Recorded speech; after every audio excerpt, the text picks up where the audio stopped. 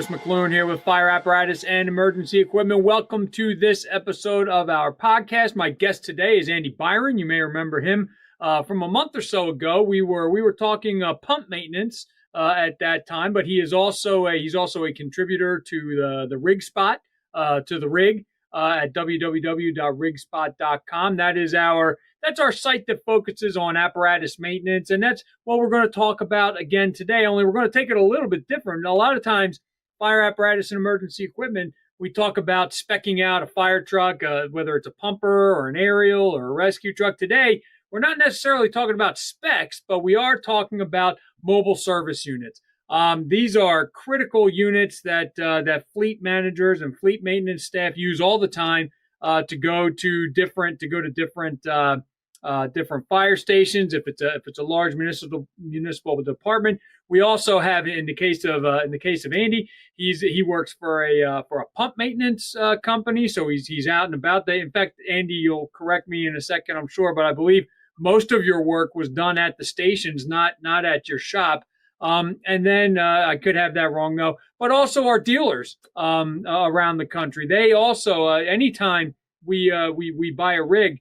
If we're not part of a larger department that has a fleet maintenance division, oftentimes the dealers from which we bought the rigs are coming out to our station. So a lot of these mobile service units out there. Andy just got a new one, so Yes. He's going to talk to us a bit about that. But did I have that right, Andy? That most of your work is done at stations, not the pumps are not brought to your shop.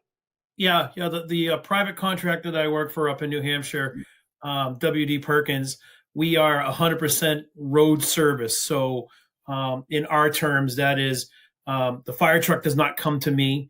I go to the fire truck. We do the disassemble, take pieces and parts back to our shop where we will, press in and press out bearings and everything that we can't do on the road, or send them to our machine shops to have them rehab some stuff like impeller shafts and all of that stuff, and get all of that stuff going. So our world is basically we're transporting our tools and then pieces of the truck back with us. Okay. You've got a new truck Yep. that I guess your company just put in service for you. Now, does the private contractor you work for, is WD Perkins? Yep, WD Perkins. Yep. Does WD Perkins have a fleet of these trucks, or is it just, or are you the only lucky one right now? No, we have 2 service vans, a box truck, a cube truck on a 1-ton van chassis, and a haul truck for just a pickup truck with a cap on it. And I just got a 3/4 ton truck with a Redding or Napa hide is the actual brand that I got for a service body on it. Talk about that. Talk about you seem pretty excited about it when we talked about it not too long ago. And I guess talk about how it's an upgrade from what you had, and talk about that specific utility body too. So our style that everybody that worked at the company, the company's been around since 1982, I believe, and they started using just typical, cargo vans and putting in the gray shelving of the work style van. And we'd have our typical product, nuts and bolts, and, a storage area to put a pump transmission or impeller or a pump cover or valves and that type of stuff. Me being 6'2", I don't fit in a van very well. I found it all the time. I was on my hands and knees crawling around the pieces and parts, and my product support was always, pick it up from here, move it here, take it here, move it there, unstrap this, lift this around. And I didn't thoroughly enjoy working out of that van. And surprise to me, about a month and a half ago, come back from a couple of days off of doing another job, and walk in, and the boss goes, "Go pick your truck out." I went, "What?" He goes, "Yep, pick your truck out. We're doing good. Your truck is up next, and we're going to get it out of the way right now." I didn't order my truck. I went up to our local dealer that we buy majority of our vehicles from. And they had a truck that fit the mold that I wanted. And then I did a little bit of research and pre-planning and thinking of what I wanted to do to build my truck. And lo and behold, a day later, it's sitting in my driveway. Sweet.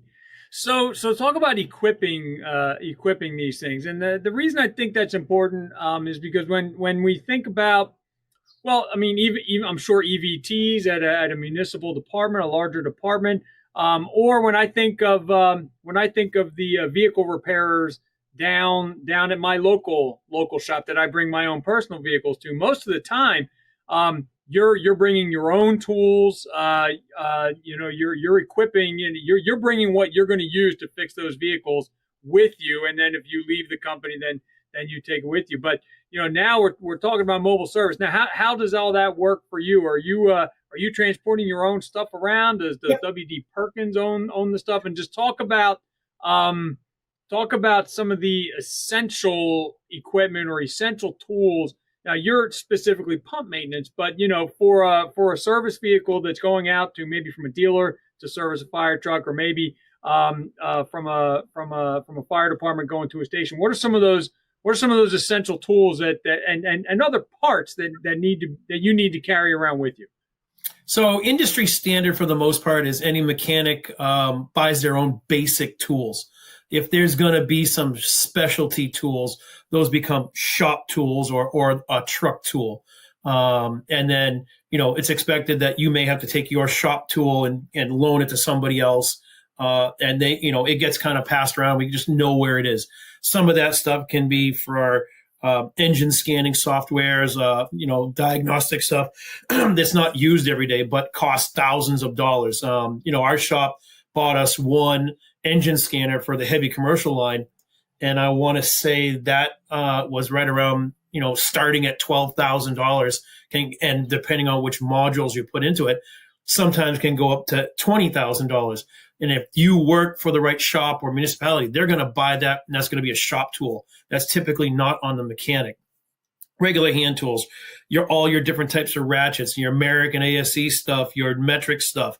We're lucky that in pump maintenance world, 99.9% of all of our stuff is American ASE. So I have a fraction of metric tools on my truck, but I still have some because sometimes some manufacturers change some stuff and their processes. Next thing you know, you're like, that doesn't look right. And you end up having the right tool.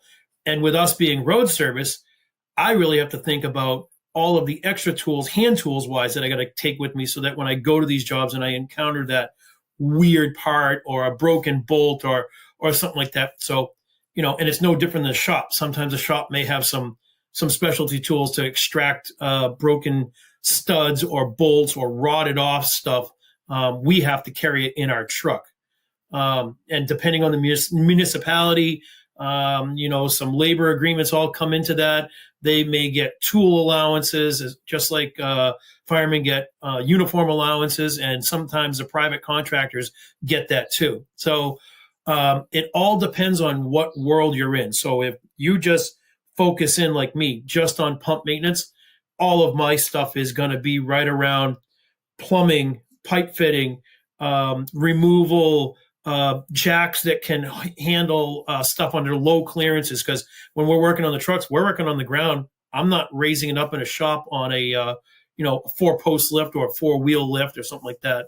So the other thing that comes into it with being mobile service is you got to make sure you get the right chassis for the vehicle that you have, because you still have to follow the Department of Transportation laws.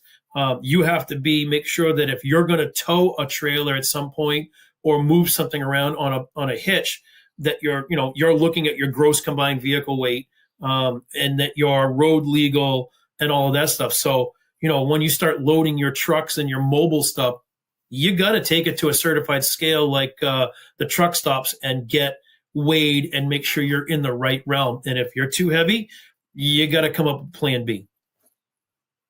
What about power? Are you carrying like a small generator on there, or is there anything, or is it like a fire truck where there's like a shoreline coming in to keep batteries charged, things like that? Are you carrying an air compressor on there to for any kind of pneumatic tools you might need? Talk about that a little bit. So my coworker Gene, he has the big 1 ton box truck. He has set his up and pre-wired the box because when he got his set up, it was a blank slate. It was 4 walls and a side door. He set his up. He bought a pretty good sized stand up compressor that runs on 110. He made a shoreline. He does have a generator on in case he goes to a firehouse or we're at a fire scene, and his is very self-contained, and he does a lot of our bigger jobs, if you will, like overhauls and stuff. So he has some pneumatic tools. His actually he worked on his.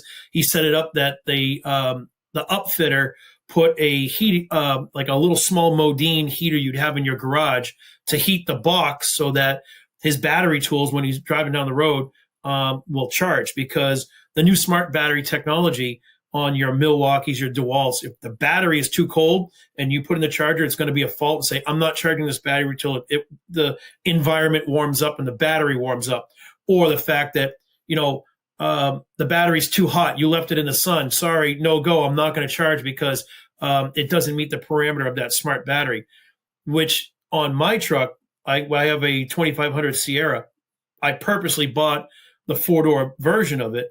And what we did is we didn't take the rear seat out. We flipped it up and locked it out. And that's my battery storage. So it stays in the driver's compartment. So I have heat, I have cooling, and I can see what's going on in my batteries, and I can swap everything else out. And it runs, luckily enough, I did not override or overload with all the complement of my stuff. I can use the onboard dash mounted 110. It was beefy enough on that truck to do it. My other work van, I had a direct home run from the battery to the back of the truck was a inverter that I put on there, and basically did the same thing. Now it sounds like, at least at your shop, there's a bit of freedom in terms of setting these mobile service units up. You just mentioned your coworker really went to town on that van. You were able to pick out the one that you wanted and sort of outfit. Is that a typical thing that most places are going to I guess in your experience, is that a typical thing where each worker is going to kind of, I mean, when you're not building a custom mobile service unit, but once it comes in, you're sort of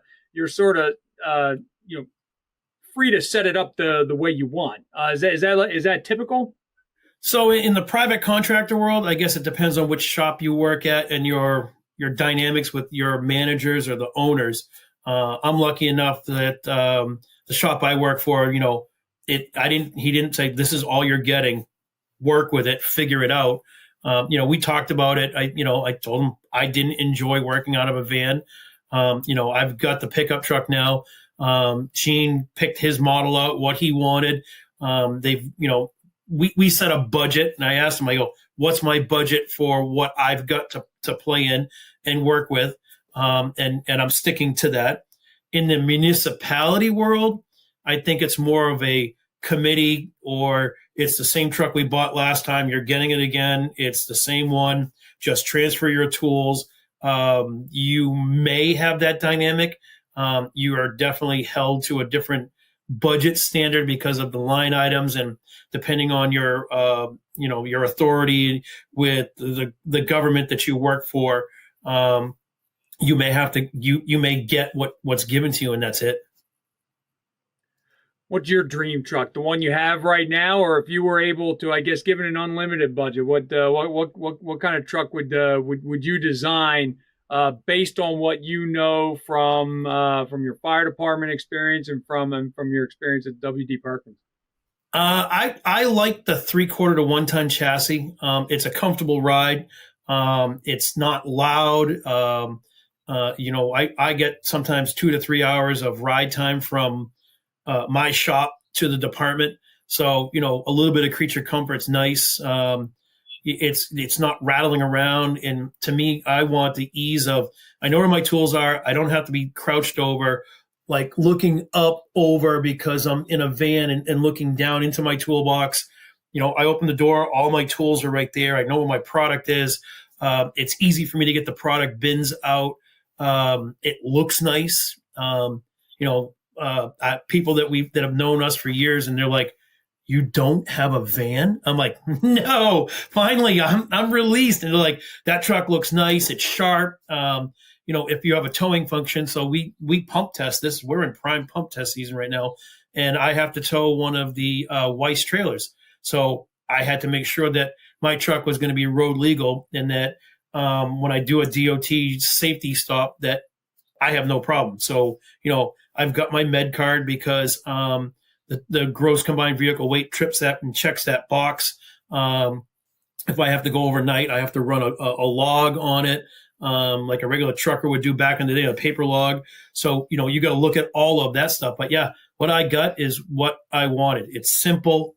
There's nothing fancy about it. It's gonna be practical for me, and it fits what you really do for work. A tire service guy is probably not going to like this truck because it doesn't have a lift gate. A transmission guy may like it, but he's not going to take a transmission out of the truck and bring it back to his shop. It's not going to work because you're not going to be able to mount a crane very well onto this. So you really got to look at the big picture of what your whole job is. If your job is going to change 3 years down the road, you got to think ahead. Talk about, and you touched on it a little bit just a second ago when you were talking about, I know where all my tools are, et cetera. But talk about for those who are maybe designing one of these for the first time, setting these things up for efficiency. Especially if, you're in a place where, we talk about it all the time on the fire side when you're trying to standardize pumpers, for example. So, the pump is the same, where the equipment is located is the same. So if you get detailed to another station, what you're going to, you know exactly where everything's going to be. If sometimes they do it with the reserve rigs, they set them up the same exact way. And sometimes, it could be that you guys have to swap vehicles for whatever reason. So, just talk about, actually, I guess, well, you wouldn't really be swapping vehicles because this is your specific truck. Sometimes in municipalities they have to, because you got different shifts. So you have a day shift and a night shift, and that may be just the road service truck that's sitting there. So somebody has to be the boss of the design of that. And a lot of times the tools that are on that are just for quick road service to go fix the truck to get it back to the shop or back to the firehouse at the fire scene. So, again, it's no different than a fire truck. The guys have to come together, discuss what they want to do, where the stuff is, and, treat the truck like you're going to loan it back to somebody and you give it back to the parking lot or back to the next guy better than you found it. Tool storage on these things are key. A lot of times it's just if it's a service body like mine, you open it up and there's a tray and there's a whole extra space of emptiness in there. There's a bunch of high-end companies, and I saw them at the FDIC show. They have broken into the fire truck market, that the pump operators compartment now has all of these custom drawers, and it was actually the same company. I saw the quality of their build. I was a little leery when I found them doing, my homework online, and I was like, boy, I don't know. This is a, one toolbox is $2,000 to fit in the spot, and it's custom built. You measure it and you tell them everything, and they flat out tell you, like, this is your design. You are writing, you are signing off. Once we build it, it's yours. And I had some questions about some stuff, and I saw that product on several of the engines at the show, and I was very impressed with the quality. And I'm like, now I know why it's a little pricey, but it's gonna work. And you can fit your dimensions to whatever you want. And it's very customizable. So that fits into my stuff that I want to do on this truck also. Location wise on the vehicle itself, are there better locations for certain tools versus it just all in the idea of keeping things efficient and being able to get there, take care of the work, get it done, and then get out. Obviously, if you end up on the side of the road, you want your dominant side of the truck to be away from the motoring public. So, you get to the safe side and block or whatever. Thankfully with me, I'm always at a firehouse for the most part. So I'm not anywhere as near the motoring public. So the first compartment on my side, outside is going to be the stuff that I go to all the time. So, that compartment is going to be all of my hand tools, and then, diagnostic, maybe some different metering stuff is all right there. And then the way I set it as I go around, the next is my solvents and all of that stuff. And then all my heavy tools that I really don't use a whole lot of are on the passenger side of the truck. And coming to me is a custom built cap for this truck so that I can close the back, and I'll end up with some high side compartments that I'll put basically my rebuild products, for valve kits, and all of my electronic stuff is going to go in there and stay secured. And then I'll have a spot that will build in the back of the truck, like the pickup bed, if you will, to haul all of our bulk stuff, oils for service work, all that stuff that needs to be away from the weather. So I know we've been talking about design all along in this, but I wanted to get a little bit more specific in terms of, I guess maybe your recommendations on, does it have to be a truck like yours, or can, I don't know, you didn't like working in the van. This was just like a matter of practicality, for you to move into something like this. But, is it going to work? Does it matter whether it has a utility body or not, or you go with more of the van? If you're going to go with the van, should it be more of a box van type of deal, so that there's more space and you can lay things out? Just talk about that a little bit. About what what it should be, or does it really just come down to whatever works for, in your case, the person involved? I mean, I'm guessing the coworker you mentioned is probably going to want to build something similar to what he's got now. But when we get onto the municipal side, is it better for? I mean, just thinking about durability, I'm picturing like a New York City truck, having. I mean, they're going to take a beating probably. And I also did want to ask you about engines. What do you think? Is yours a diesel or is it a gasoline engine? We went with gas because the newer 6.6 motor, it's got an Allison 10-speed transmission. I broke the law the other day, guilty as charged. Had no idea that I was towing a trailer behind me and just cruising down the highway, and I'm used to the noise of a van with, a 6-speed transmission, and you hear the RPMs are high. This thing was puttering along at under 2,000 RPMs, and I look down and I go, oh, I'm doing 85. I'm like, ooh, I got to use cruise control. It's a different feel than the van. It doesn't feel like the van was, or the truck was struggling at all. And the test trailers are no slouches. They're 8,500 to 9,000 pounds, and they tow nice. So the truck didn't bounce around. I had the majority of my payload on there for tools and everything. And I was shocked at the performance I got out of it. So the newer gas motors are really nice power plants.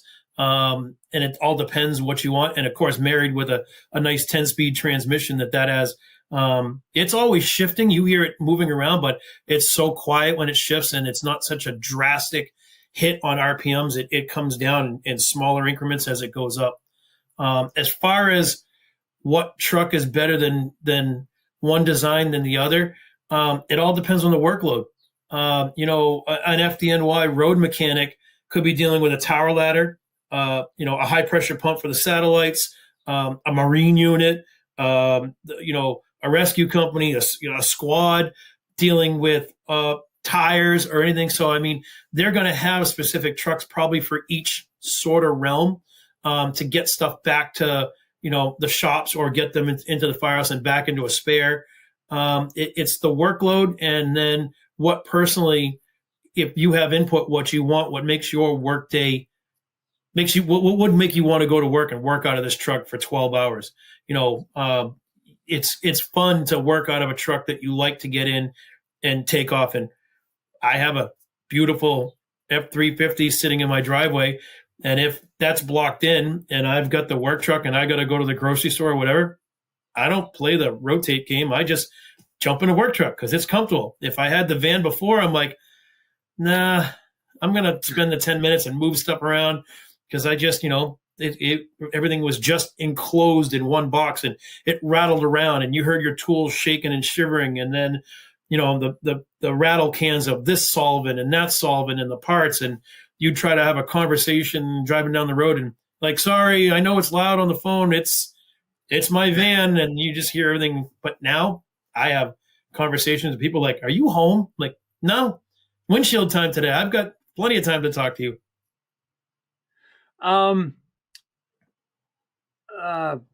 With what you the one thing is, can those vans tow?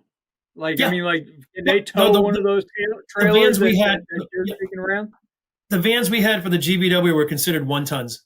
So okay. We could tow with that and still be legal, and everything else.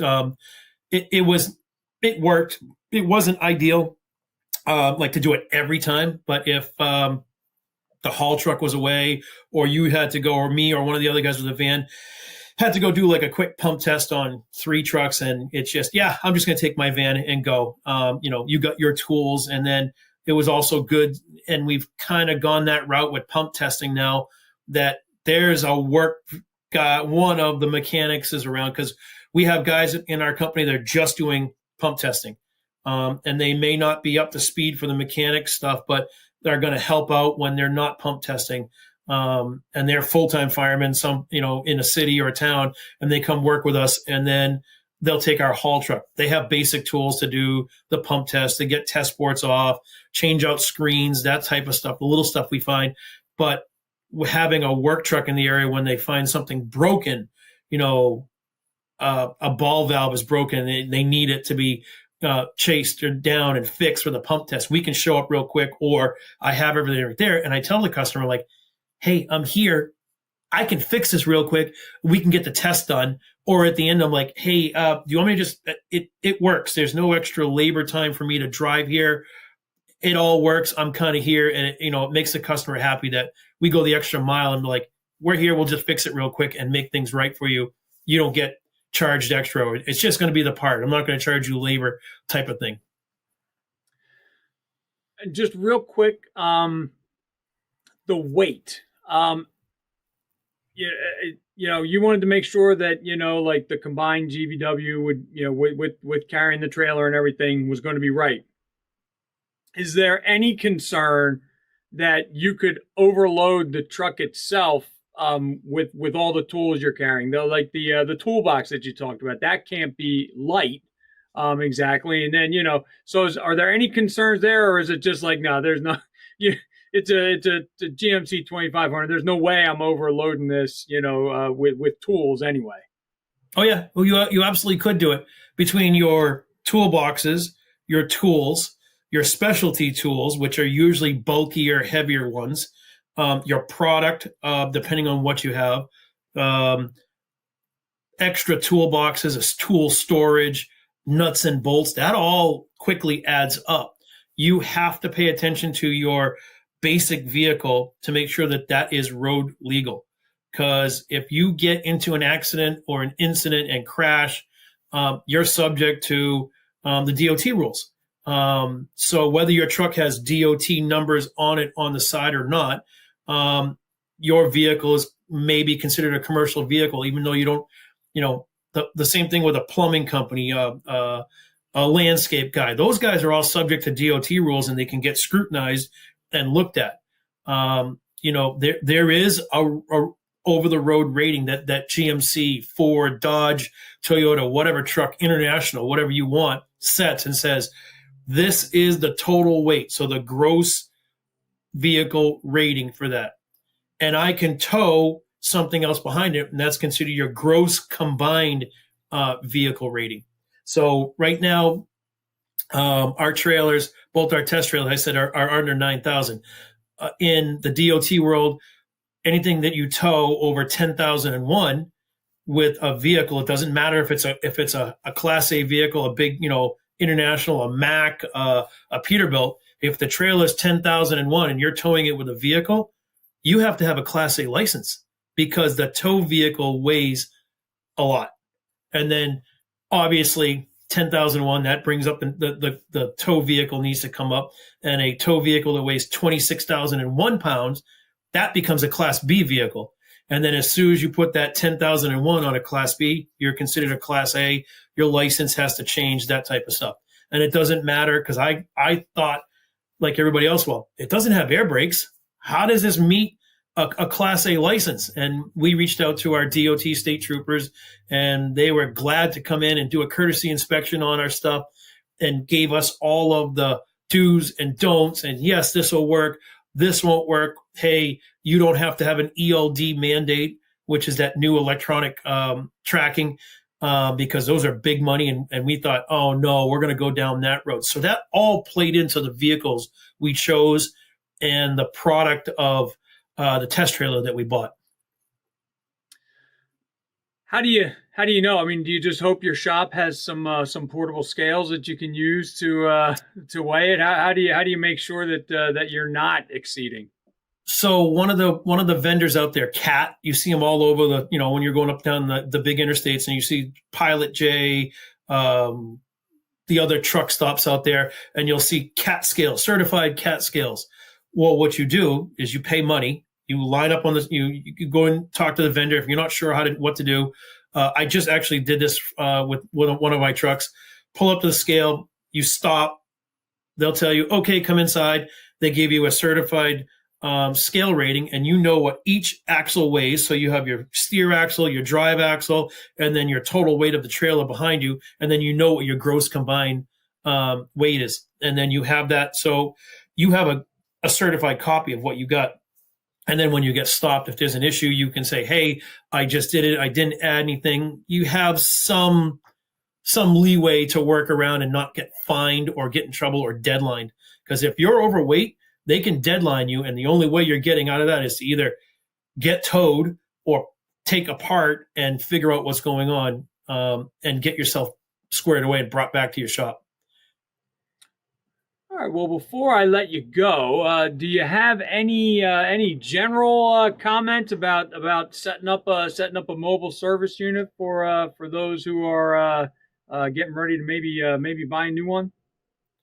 I'd say take your time, figure out what you really want, set up a wish list, and in your wish list you're going to have must-haves, I want to have, and it'd be really cool to have. So your must-haves are going to be your creature comforts, your tool storage areas. Your kind of want to have is it a cloth interior? Is it a 4-door chassis? Is it a 4-wheel drive? And back to your must-haves, you got to figure out what your total gross weight's going to be. Then your niceties are going to be: does it have CarPlay or extra stuff like that? The OnStar, and then, I like to get my hands on stuff. I don't just like take a Reddit review or a Yelp review on the product. I physically want to go see the product. I want to look at, I want to see the quality of the build. I want to think of 5 to 10 years down the road, what I'm going to do with this truck, how we're going to keep it going, or what's going to be the next generation of it. Because I can see if we keep this utility body in good shape, by doing undercoating, all this stuff, that when it's time for a truck, another truck for me, it's buy a glider or just a chassis, pick up the body, put it on, bolt it down, make sure everything's right, gone. And it's the next chassis to go onto it. So we think of that stuff. But again, it's if you're road service or you're going to be in this truck for a while, set it up that you're going to go and be efficient at your work, comfortable to work, and you'll want to be in it driving or doing stuff for hours on end. All right, perfect. Well, Andy, again, my thanks to you for joining me today for this. If there are topics you would like us to hit on, make sure you let me know. I'm at chris.mcloone@clarionevents.com. If you would like to take a look at previous podcasts, they are all archived at fireapparatus.com/podcast. So again, this has been Chris McLoone for Fire Apparatus and Emergency Equipment, together with Andy Biron today. Have a good one, everyone, and stay safe. Thanks again, Andy.